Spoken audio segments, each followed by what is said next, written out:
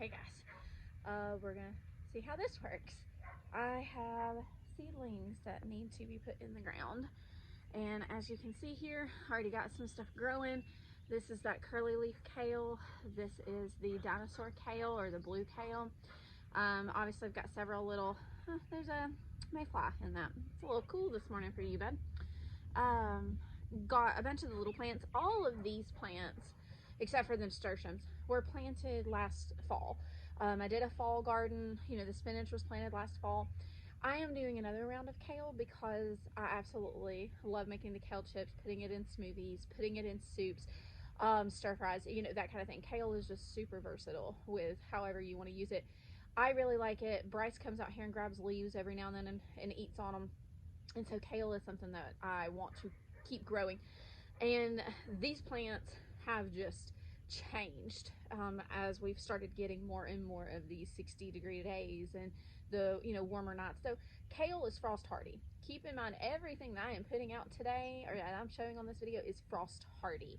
I am not going to tell you to put something out that is like beans or cucumbers or squash or those summer varieties that the moment it gets below 32 degrees, they're going to shrivel up and die. So everything that I am putting out is frost hardy. These things have been out here all winter, and obviously they are alive, and I think we got down to like 9 one day. And so they should be good to go. The things I'm going to plant are good to go because, again, it is kale. I've got some tot soy that I do want to put out as well. I'm going to put it in this because this is going to kind of be my leafy green beds. But I'm going to succession sow these because I know that these are going to go to seed. As a matter of fact, this one already went to seed and I broke the top off. It tastes very much like broccoli, and you can just throw it into stir fries or whatever. This one doesn't look like it's trying to go to seed, but this one definitely was. I'm trying to slow it down. But you can see, like, down inside the leaves here, that it is definitely still doing that. Now, there's another couple of these plants that are smaller up underneath here that if that continues to go to seed, I will just harvest it and get it out of the way so that that other one can continue to do better. So, but obviously I'm going to try to get some of these.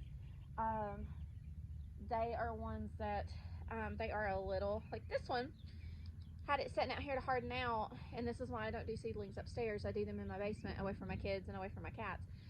Is because I came out here and the cats had come out and I had left the door cracked, and we have a screened in back deck, and they had come out and one of them was mentioned on this.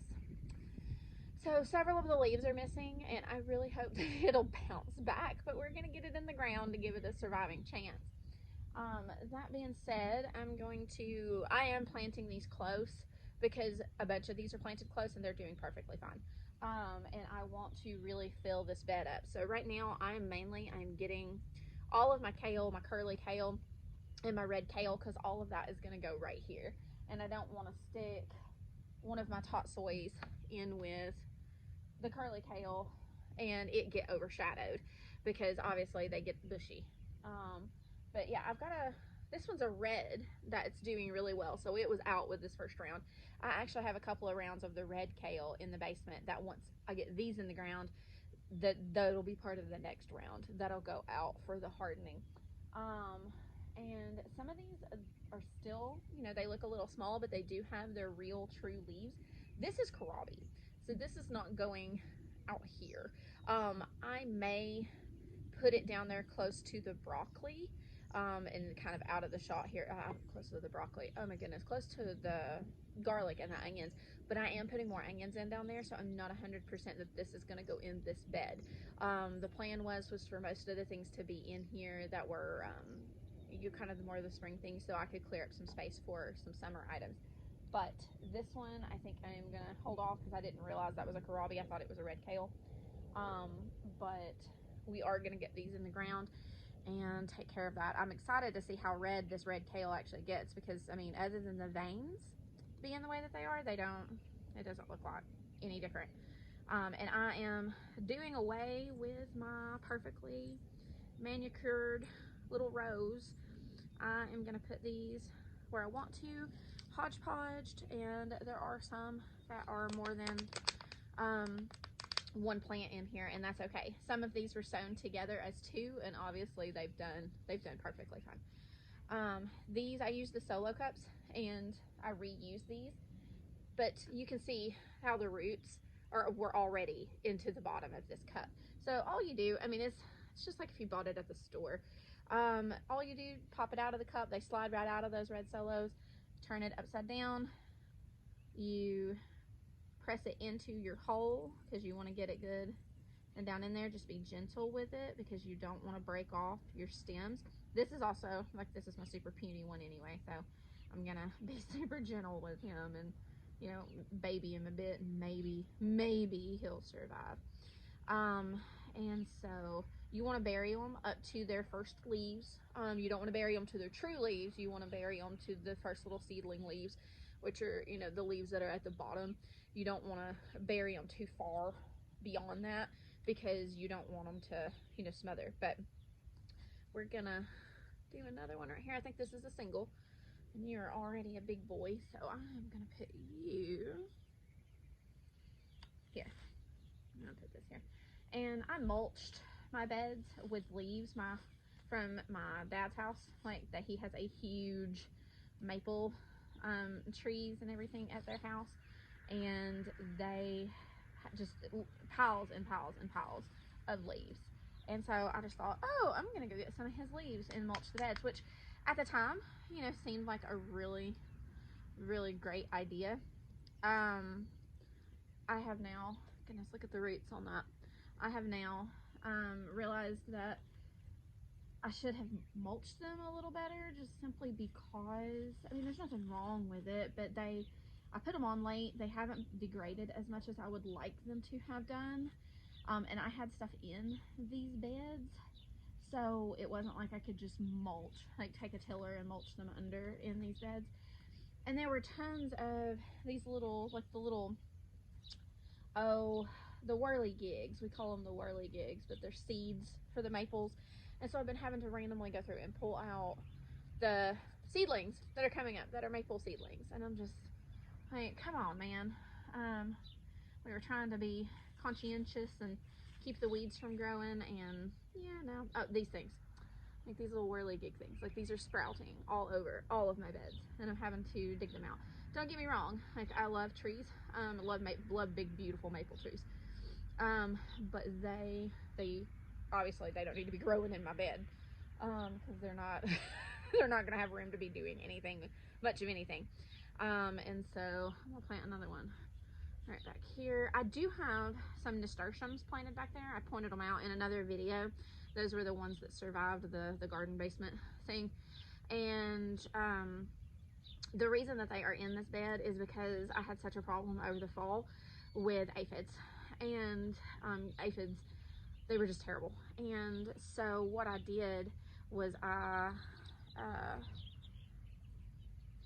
planted those in here because nasturtiums are beneficial plants. They are really good about attracting pests to them and keeping the pests away from the plants that you want them, that you don't want them eating. Like, they're really good about keeping those things away, and they'll eat the nasturtiums, or they'll go get on the nasturtiums and not be eating your kale. And so that is the hope with all of this, is that, you know, they will provide the aphids something to eat. And I am hoping to get some ladybugs this year, because I was really frustrated with the whole aphid thing over the fall. And so that was something that I had a really hard time dealing with. And goodness, I swear my cats have gotten into more of these than I realized. There's a leaf broken off of that one that I just put in the ground, and I know that I didn't just do that.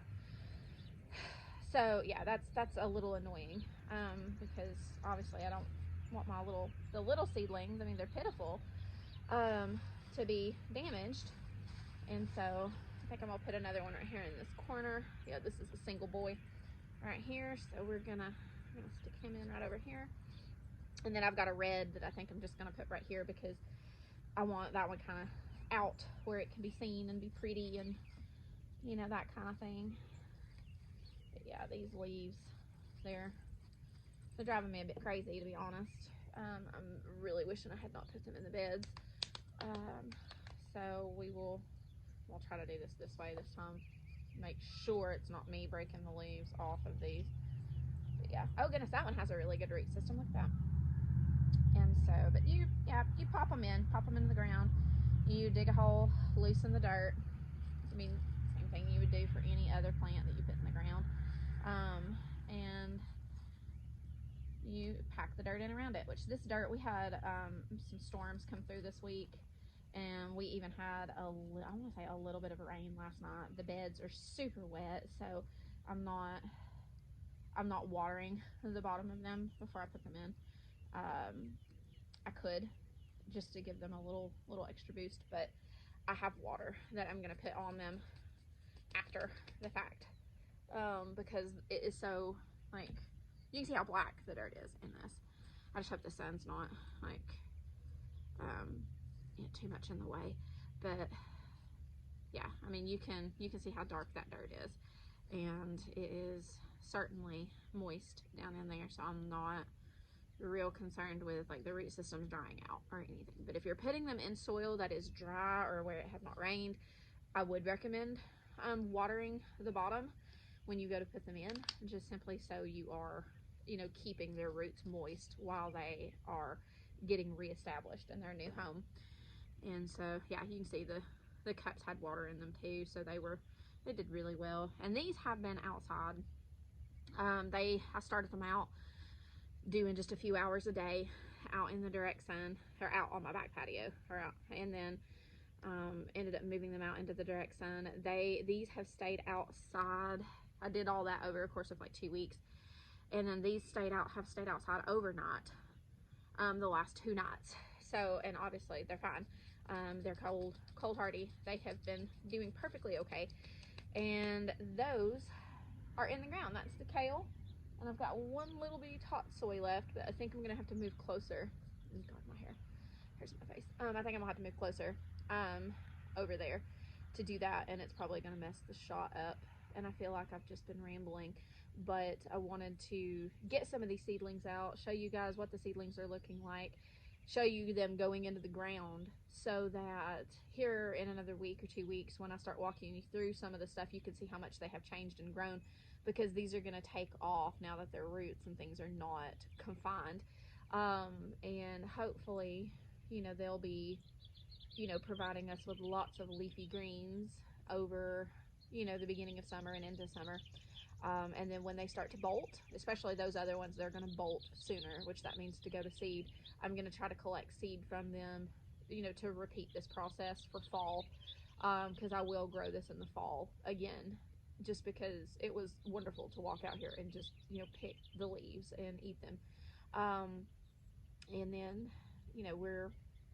I've got the tomatoes that need to be up potted down in the basement, and I've got there's another round of the cold hardy stuff that needs to be hardened off so that we can start getting it out here. That's mainly Brussels sprouts and the kohlrabi, and I'm seriously thinking about putting them in that other bed, but I'm waiting to see how much of the carrots are going to come up. We have had some carrots come up, but it's very like patchy, and I want to kind of fill in those spaces, and that way I'm using up the bed space, because I'm trying to save my main spaces out in the other gardens for summer stuff, because that's where like my tomatoes, my cucumbers, and peppers and things are going to go.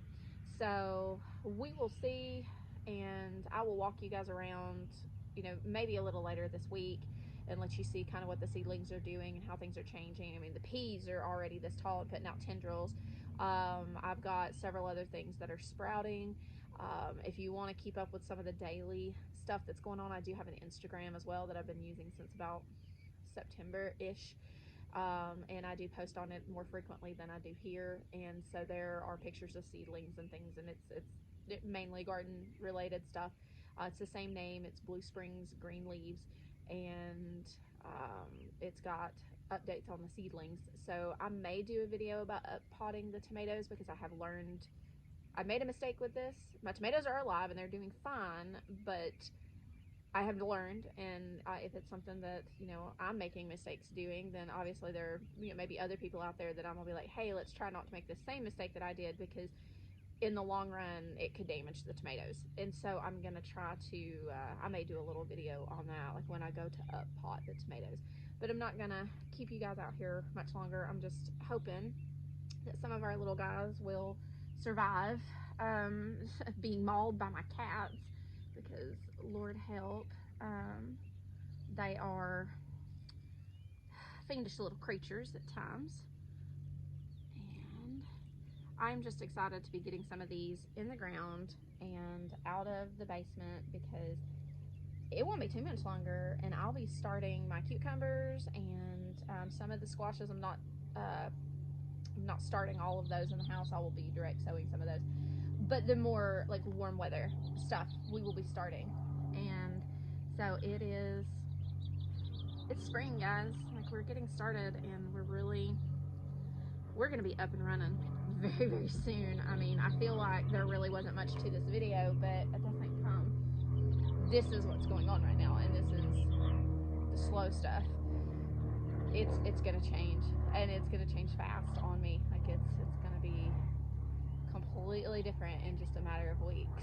We will have everything up and going. So I need to be enjoying the little things.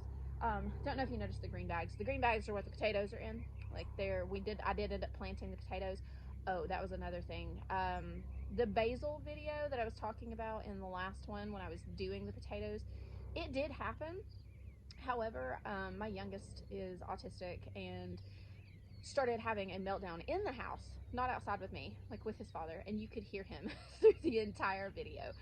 And I didn't know it because I was outside and I was hoping that it wasn't picking it up, and I didn't know it till I got to the end of the video, and I was just like, oh no, you can hear him through the entire thing. So it didn't get posted because I would have had to have removed the audio and just talked over like the video, and it just, for the information that was in it, it just wasn't worth it. I thought, well, when I go to plant more of the seeds for, you know, the summer garden, I will do another seed starting video and just kind of go from there. But yeah, it unfortunately did not go well, and that is bound to happen, you know, when you've got a child that has some particular needs and doesn't always understand when something else is going on outside of his little bubble. So, but that's why that basil video never happened. I did get the basil planted. It has not sprouted yet. It's under, like, it's downstairs, like, waiting. And so once those are sprouted, obviously there'll be pictures and things of those. But that's why that hasn't happened. But yeah, the potatoes got planted in these as well after a few days of letting their skins harden. So they are out here. They are in the green bags. I'm gonna have to they aren't above the dirt now. That's why it doesn't matter that they're flopped over. I'm gonna end up getting some little canes and putting on the sides to hold them up when they start poking through, to keep the sides from blowing over on them until the plants get big enough, and we will put more dirt in them, because again, like I said in the other video, when they start coming up, we're going to put more dirt in these bags, and so eventually it'll hold the bag open and we won't have to worry about that. But you know, that's just kind of what is going on with this stuff, and I'm gonna end this one with these new seedlings in the ground. Cross our fingers that they survive. They look a little sad right now, but they will perk up. And I'm excited about this one because I'm excited to see how it will compare with the regular curly kale, because it's basically the same thing. It's just a different color. So I'm curious to see. But anyway, you guys have a good rest of your weekend, and I'm gonna get up and cut this off and then edit.